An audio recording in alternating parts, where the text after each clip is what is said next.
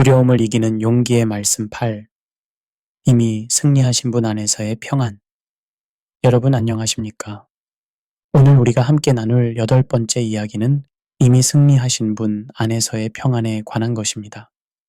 지금까지 우리는 두려움과 용기, 하나님의 동행, 시선의 전환, 사람에 대한 두려움, 약함 속의 강함, 낙심하지 않는 마음, 그리고 싸움 앞에서의 담대함에 대해 함께 나누었습니다. 오늘은 이 모든 여정의 결론으로 우리가 어떻게 평안을 누릴 수 있는지를 살펴보고자 합니다. 사람은 싸움이 길어질수록 지칩니다. 이것은 부인할 수 없는 현실입니다. 짧은 싸움은 견딜 수 있습니다. 일시적인 어려움은 감당할 수 있습니다. 그러나 싸움이 길어지면 체력도 소진되고 마음도 지칩니다. 끝이 보이지 않을 때 더욱 힘듭니다. 언제까지 이것이 계속될까? 언제 이것이 끝날까? 이런 질문이 마음을 무겁게 만듭니다. 끝이 보이면 견딜 수 있습니다. 조금만 더 버티면 돼. 거의 다 왔어. 이렇게 스스로를 격려할 수 있습니다. 그러나 끝이 보이지 않으면 절망스럽습니다. 언제까지 버텨야 할지 모를 때 마음은 자연스럽게 묻습니다. 이 싸움이 과연 의미가 있을까? 이것은 매우 현실적인 질문입니다. 이렇게 힘들게 싸우는 것이 정말 가치가 있을까? 이만큼 대가를 치를 만한 일일까? 정말 이길 수 있을까? 이것은 정직한 질문입니다. 계속 노력하면 정말 승리할 수 있을까? 아니면 헛수고일까? 결국 실패하는 건 아닐까? 여러분도 이런 질문을 해본 적이 있지 않습니까? 저도 있습니다. 우리 모두 긴 싸움 가운데서 이런 회의를 느낍니다. 이것이 정말 의미가 있을까? 내가 정말 이길 수 있을까? 성경은 이 질문에 대해 아주 분명한 대답을 줍니다. 요한복음 16장 33절의 말씀입니다. 이것을 너희에게 이르는 것은 너희로 내 안에서 평안을 누리게 하려 함이라. 세상에서는 너희가 환난을 당하나 담대하라. 내가 세상을 이기었노라. 이 말씀을 천천히 음미해 보십시오. 예수님께서는 너희가 이길 것이다 라고 말씀하지 않으셨습니다. 미래형이 아닙니다. 열심히 싸우면 언젠가 이길 것이다. 이렇게 말씀하지 않으셨습니다. 그분은 내가 이미 이기었다고 말씀하셨습니다. 과거형입니다. 완료형입니다. 이미 일어난 일입니다. 예수님께서 이미 세상을 이기셨습니다. 이 차이는 큽니다. 매우 중요한 차이입니다. 우리가 이길 것이라는 말씀과 예수님께서 이미 이기셨다는 말씀은 완전히 다른 의미입니다. 우리가 이길 것이라면 승리는 우리의 노력에 달려 있습니다. 우리가 얼마나 열심히 싸우는가, 우리가 얼마나 강한가, 우리가 얼마나 지혜로운가에 승리가 달려 있습니다. 그러나 예수님께서 이미 이기셨다면 승리는 이미 확정된 것입니다. 우리의 노력에 달려 있지 않습니다. 예수님의 승리에 달려 있습니다. 우리는 이기기 위해 싸우는 존재가 아니라 이미 승리하신 분 안에서 그 승리를 살아내는 존재입니다. 이것이 기독교 신앙의 핵심입니다. 우리는 승리를 쟁취하는 것이 아니라 승리를 누리는 것입니다. 우리가 만들어내는 것이 아니라 받는 것입니다. 우리가 성취하는 것이 아니라 믿음으로 받아들이는 것입니다. 그래서 믿음의 싸움에는 평안이 함께합니다. 이것은 놀라운 진리입니다. 싸움과 평안이 어떻게 함께할 수 있습니까? 보통 싸움과 평안은 반대입니다. 싸우면 평안하지 않고 평안하면 싸움이 없습니다. 그러나 믿음의 싸움은 다릅니다. 싸움 가운데서도 평안이 있습니다. 환난 가운데서도 평안이 있습니다. 어려움 가운데서도 평안이 있습니다. 많은 사람들은 평안은 싸움이 끝난 뒤에 온다고 생각합니다. 이 문제만 해결되면 평안할 수 있을 거야. 이 어려움만 지나가면 마음이 편할 거야. 이 싸움만 끝나면 쉴 수 있을 거야. 그래서 사람들은 평안을 미래에 놓습니다. 언젠가 평안할 날이 올 거야. 모든 것이 정리되면 평안해질 거야. 평안을 아직 오지 않은 것으로 여깁니다. 그러나 성경은 말합니다. 평안은 싸움이 끝난 후의 보상이 아니라 싸움 중에 누리는 은혜입니다. 예수님께서 말씀하셨습니다. 너희로 내 안에서 평안을 누리게 하려 함이라. 언제 평안을 누립니까? 환난이 끝난 후입니까? 아닙니다. 세상에서는 너희가 환난을 당하나 환난 가운데서입니다.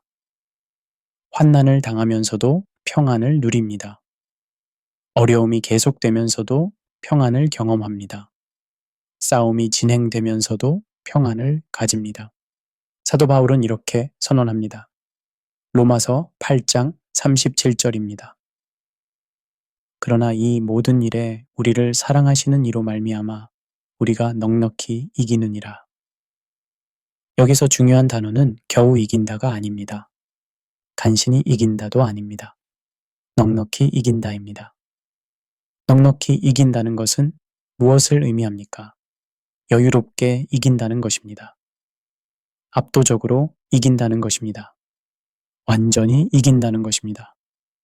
이것은 우리의 경험과 맞지 않는 것처럼 보입니다.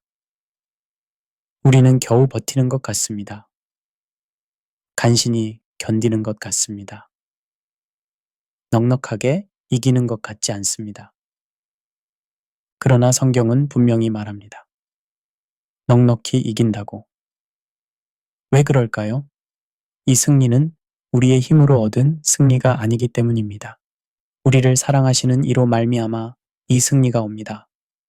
우리 힘이 아니라 하나님의 사랑으로 이기는 것입니다.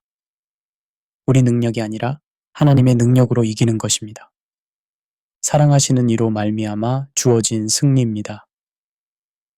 우리가 쟁취한 것이 아니라 선물로 받은 것입니다. 우리가 성취한 것이 아니라 은혜로 주어진 것입니다. 그래서 믿음의 사람은 상황이 불리해 보여도 마음이 무너지지 않습니다. 외부 상황이 어떠하든 내면의 평안이 흔들리지 않습니다. 싸움은 계속되지만 결론은 이미 정해져 있기 때문입니다. 전투는 진행 중이지만 전쟁의 결과는 이미 결정되었습니다. 과정은 여전히 어렵지만 결말은 이미 승리입니다. 이것을 이해하면 평안이 옵니다. 지금 어렵더라도 결국 이긴다는 것을 알면 견딜 수 있습니다. 지금 힘들더라도 마지막은 승리라는 것을 믿으면 포기하지 않을 수 있습니다. 평안은 문제가 없다는 느낌이 아닙니다. 많은 사람들이 평안을 이렇게 오해합니다. 평안하다는 것은 문제가 없다는 거야. 평온하다는 거야. 아무 걱정이 없다는 거야. 그러나 그것은 평안이 아니라 무감각입니다. 현실을 모르는 것입니다. 문제를 보지 못하는 것입니다. 성경적 평안은 다릅니다. 평안은 문제가 있어도 결말을 아는 마음입니다. 문제를 보지만 그것이 끝이 아니라는 것을 아는 것입니다. 어려움을 인정하지만 그것이 전부가 아니라는 것을 믿는 것입니다. 하나님께서 이미 마지막 페이지를 쓰셨다는 확신. 이것이 평안입니다. 이야기가 어떻게 끝나는지 이미 아는 것입니다. 결말이 승리라는 것을 확신하는 것입니다. 우리는 종종 눈앞의 상황을 보고 승패를 판단합니다. 지금 상황을 보니 질 것 같아. 이렇게 어려우니 안 될 것 같아. 이렇게 힘드니 실패할 것 같아. 현재 상황만 보면 승리가 보이지 않을 수 있습니다. 지금의 어려움만 보면 패배할 것 같을 수 있습니다. 그러나 믿음은 십자가를 기준으로 판단합니다. 현재 상황이 아니라 십자가를 봅니다. 지금의 어려움이 아니라 예수님의 승리를 봅니다. 십자가에서 예수님은 이미 죄, 죽음, 두려움을 이기셨습니다. 이것은 역사적 사실입니다. 이미 일어난 일입니다. 변하지 않는 진리입니다. 예수님께서 십자가에서 다 이루었다고 선포하셨을 때 모든 것이 완성되었습니다. 죄가 해결되었습니다. 죽음이 정복되었습니다. 두려움이 무너졌습니다. 그리고 부활로 그 승리가 확증되었습니다. 죽음도 예수님을 이기지 못했습니다. 무덤도 예수님을 가두지 못했습니다. 예수님께서 부활하심으로 완전한 승리를 이루셨습니다. 그래서 오늘의 싸움이 아무리 무거워 보여도 그 싸움은 패배로 끝나지 않습니다. 지금 힘들더라도 결말은 승리입니다. 과정이 어렵더라도 결과는 승리입니다. 왜냐하면 예수님께서 이미 이기셨기 때문입니다. 우리가 이길 것이 아니라 예수님께서 이미 이기셨기 때문입니다. 당신이 지금 서 있는 자리도 이미 승리 안에 포함되어 있습니다. 지금 당신이 겪고 있는 어려움도, 지금 당신이 싸우고 있는 싸움도 모두 예수님의 승리 안에 포함되어 있습니다. 그러므로 두려워하지 마십시오. 낙심하지 마십시오. 포기하지 마십시오. 당신은 이미 승리한 편에 서 있습니다. 오늘 혹시 지쳐서 평안을 잃고 있다면 이 말씀을 마음에 새기십시오. 당신은 아직 싸우고 있지만 이미 이긴 편에 서 있습니다. 싸움이 계속되고 있다는 것은 사실입니다. 어려움이 여전하다는 것도 사실입니다. 그러나 더 큰 사실은 예수님께서 이미 이기셨다는 것입니다. 이 사실을 기억하는 순간 마음은 다시 가라앉습니다. 불안이 잠잠해집니다. 두려움이 물러갑니다. 평안이 찾아옵니다. 평안은 상황이 변해서 오는 것이 아니라 시선이 바뀔 때 찾아옵니다. 상황은 여전히 어려울 수 있습니다. 환경은 변하지 않을 수 있습니다. 그러나 시선이 바뀌면 평안이 옵니다. 나의 현재가 아니라 예수님의 승리를 바라볼 때, 나의 약함이 아니라 하나님의 강함을 바라볼 때, 나의 실패가 아니라 예수님의 성취를 바라볼 때, 시선이 바뀌는 순간 평안이 옵니다. 같은 상황인데도 마음이 달라집니다. 같은 어려움인데도 느낌이 다릅니다. 왜냐하면 시선이 바뀌었기 때문입니다. 여러분께 평안에 대한 더 깊은 이야기를 나누고 싶습니다. 평안과 평온은 다릅니다. 평온은 외부가 조용한 것입니다. 아무 일도 일어나지 않는 것입니다. 바람도 없고 파도도 없고 문제도 없는 상태입니다. 그러나 평안은 내면이 고요한 것입니다. 외부에서 무슨 일이 일어나든 내면이 흔들리지 않는 것입니다. 폭풍이 몰아쳐도 마음이 안정되어 있는 것입니다. 예수님께서 제자들과 배를 타고 가실 때를 생각해 보십시오. 큰 광풍이 일어났습니다. 파도가 배에 덮쳤습니다. 제자들은 두려워 떨었습니다. 그러나 예수님은 주무시고 계셨습니다. 같은 배에 같은 폭풍 가운데 있었습니다. 그러나 예수님께는 평안이 있었습니다. 제자들이 예수님을 깨워 주여 우리가 죽겠나이다 라고 외쳤을 때 예수님께서 바람과 바다를 꾸짖으셨습니다. 그러자 아주 잔잔하게 되었습니다. 그리고 제자들에게 물으셨습니다. 어찌하여 무서워하느냐? 믿음이 적은 자들아. 여기서 우리는 중요한 진리를 배웁니다. 평안은 폭풍이 없어서 오는 것이 아니라 예수님이 함께 하시기 때문에 오는 것입니다. 예수님께서 배에 계시면 폭풍이 있어도 평안할 수 있습니다. 예수님께서 함께 하시면 어려움이 있어도 두렵지 않을 수 있습니다. 또한 평안은 선택입니다. 많은 사람들이 평안을 느낌으로만 생각합니다. 평안하다는 느낌이 들면 평안한 거야. 평안한 느낌이 안 들면 평안하지 않은 거야.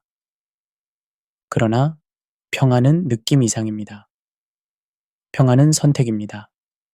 결정입니다. 나는 예수님을 신뢰하기로 선택한다. 나는 하나님의 주권을 믿기로 결정한다. 나는 평안을 누리기로 한다. 빌립보서 4장 6절과 7절을 보십시오. 아무것도 염려하지 말고 다만 모든 일에 기도와 간구로 너희 구할 것을 감사함으로 하나님께 아뢰라. 그리하면 모든 지각에 뛰어난 하나님의 평강이 그리스도 예수 안에서 너희 마음과 생각을 지키시리라. 여기서 평안은 명령입니다. 염려하지 말라는 명령입니다. 그리고 기도하라는 명령입니다. 우리가 해야 할 일이 있습니다. 염려하지 않기로 선택하고 기도하기로 선택하고 감사하기로 선택할 때 하나님의 평강이 우리 마음과 생각을 지킵니다. 평안은 또한 초자연적입니다. 모든 지각에 뛰어난 평강입니다. 이해를 초월하는 평안입니다. 설명할 수 없는 평안입니다. 상황을 보면 평안할 수 없습니다. 논리적으로 생각하면 불안해야 합니다. 그런데도 평안합니다. 왜냐하면 하나님께서 주시는 평안이기 때문입니다. 이 평안은 인간적으로 만들어낼 수 없습니다. 노력으로 얻을 수 없습니다. 하나님께서 주셔야 합니다. 성령님께서 주셔야 합니다. 그렇다면 어떻게 이 평안을 누릴 수 있을까요? 첫째로 예수님 안에 거해야 합니다. 요한복음 16장 33절을 다시 보십시오. 내 안에서 평안을 누리게 하려 함이라. 평안은 예수님 밖에서 찾을 수 없습니다. 예수님 안에서만 평안이 있습니다. 그러므로 예수님과의 관계가 깊어져야 합니다. 둘째로 말씀을 붙들어야 합니다. 시편 199편 165절은 말합니다. 주의 법을 사랑하는 자에게는 큰 평안이 있으니 그들에게 장애물이 없으리이다. 말씀을 사랑하고 말씀을 묵상하고 말씀을 믿을 때 큰 평안이 있습니다. 셋째로 기도해야 합니다. 앞에서 본 빌립보서 4장 6절처럼 모든 일에 기도와 간구로 하나님께 아뢰일 때 평안이 옵니다. 넷째로 감사해야 합니다. 같은 구절에서 감사함으로 아뢰라고 합니다. 감사는 평안의 통로입니다. 다섯째로 신뢰해야 합니다. 이사야 26장 3절은 말합니다. 주께서 심지가 견고한 자를 평강의 평강으로 지키시리니 이는 그가 주를 신뢰함이니이다. 하나님을 신뢰하는 자를 평강으로 지키십니다. 신뢰가 평안의 토대입니다. 여섯째로 순종해야 합니다. 불순종하면 마음이 불안합니다. 순종할 때 평안이 옵니다. 일곱째로 용서해야 합니다. 미움과 원망을 품으면 평안이 없습니다. 용서할 때 평안이 옵니다. 여덟째로 영혼을 바라봐야 합니다. 지금만 보면 불안합니다. 영혼을 보면 평안합니다. 아홉째로 성령님을 의지해야 합니다. 갈라디아서 5장 22절에서 성령의 열매 중 하나가 화평입니다. 성령님께서 평안을 주십니다. 열째로 공동체와 함께 해야 합니다. 혼자 있으면 불안이 커집니다. 믿음의 공동체와 함께 할 때 평안이 옵니다. 사랑하는 여러분, 오늘 우리가 함께 나눈 말씀을 정리하겠습니다. 사람은 싸움이 길어질수록 지칩니다. 끝이 보이지 않을 때 이 싸움이 과연 의미가 있을까? 정말 이길 수 있을까? 묻게 됩니다. 그러나 예수님께서는 내가 세상을 이기었노라고 말씀하셨습니다. 우리가 이길 것이 아니라 예수님께서 이미 이기셨습니다. 우리는 이기기 위해 싸우는 존재가 아니라 이미 승리하신 분 안에서 그 승리를 살아내는 존재입니다. 그래서 믿음의 싸움에는 평안이 함께합니다. 평안은 싸움이 끝난 후의 보상이 아니라 싸움 중에 누리는 은혜입니다. 사도 바울은 우리를 사랑하시는 이로 말미암아 우리가 넉넉히 이기느니라고 선언했습니다. 이 승리는 우리 힘이 아니라 하나님의 사랑으로 주어진 것입니다. 믿음의 사람은 상황이 불리해 보여도 마음이 무너지지 않습니다. 싸움은 계속되지만 결론은 이미 정해져 있기 때문입니다. 평안은 문제가 없다는 느낌이 아니라 문제가 있어도 결말을 아는 마음입니다. 하나님께서 이미 마지막 페이지를 쓰셨다는 확신입니다. 우리는 눈앞의 상황을 보고 승패를 판단하지만 믿음은 십자가를 기준으로 판단합니다. 십자가에서 예수님은 이미 죄, 죽음, 두려움을 이기셨습니다. 그래서 오늘의 싸움이 아무리 무거워 보여도 패배로 끝나지 않습니다. 당신이 지금 서 있는 자리도 이미 승리 안에 포함되어 있습니다. 평안은 상황이 변해서가 아니라 시선이 바뀔 때 찾아옵니다. 나의 현재가 아니라 예수님의 승리를 바라볼 때 평안이 옵니다. 오늘 이 말씀을 마치며 이 고백을 드려보십시오. 마음으로 소리내어 고백해 보십시오. 주님, 제가 지금 싸움 가운데 있지만 이미 승리하신 주님 안에서 평안을 선택합니다. 이것은 단순한 기도가 아닙니다. 이것은 삶의 관점을 바꾸는 선언입니다.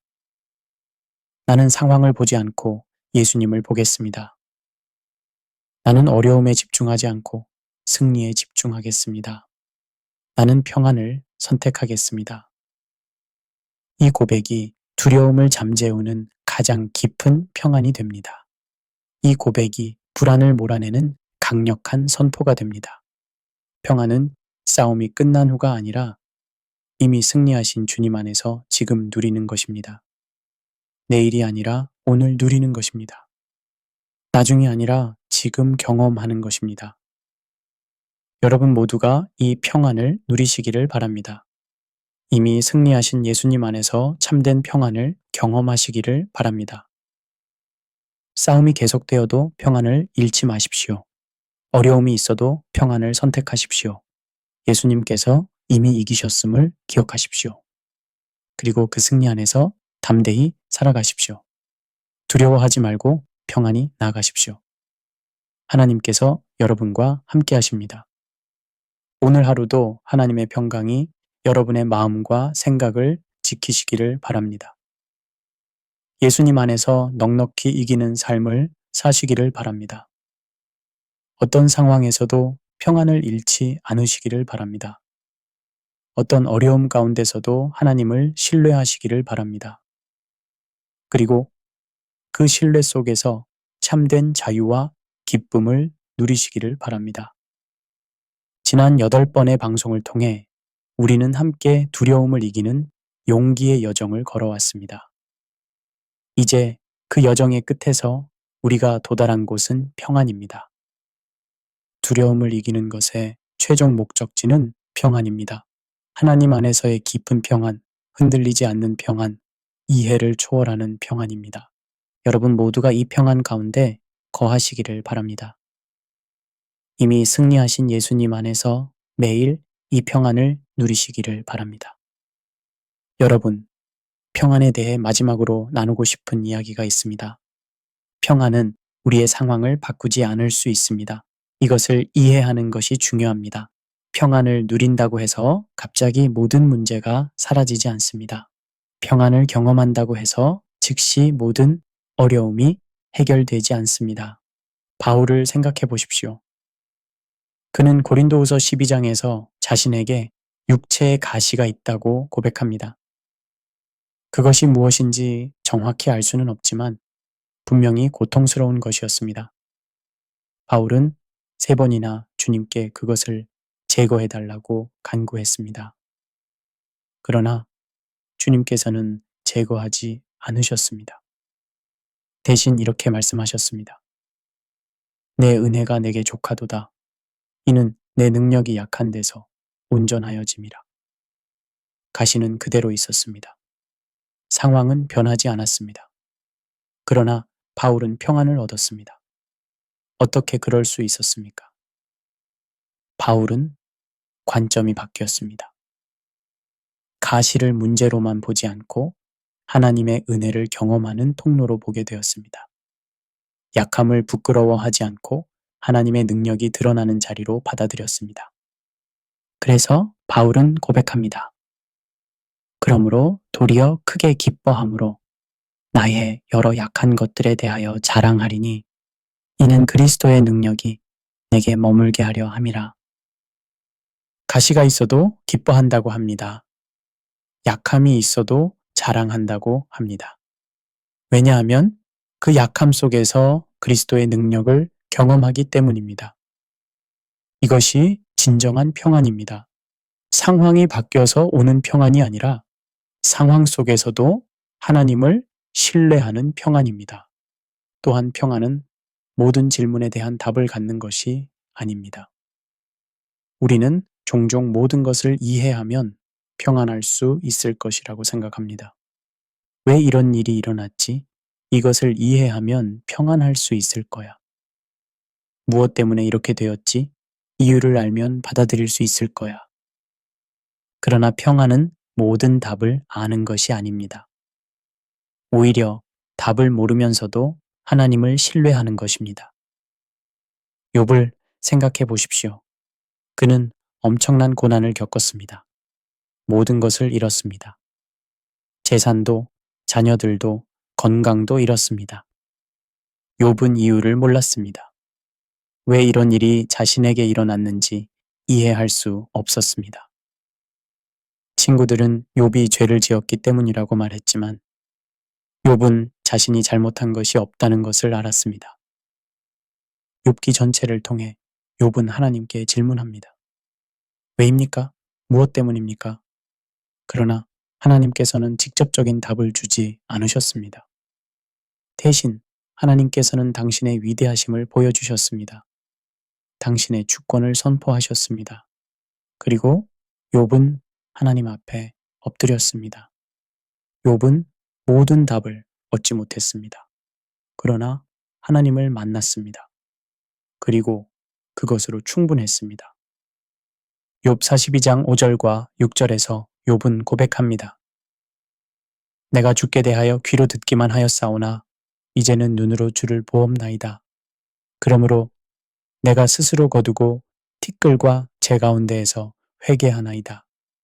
답을 얻은 것이 아니라 하나님을 만난 것입니다.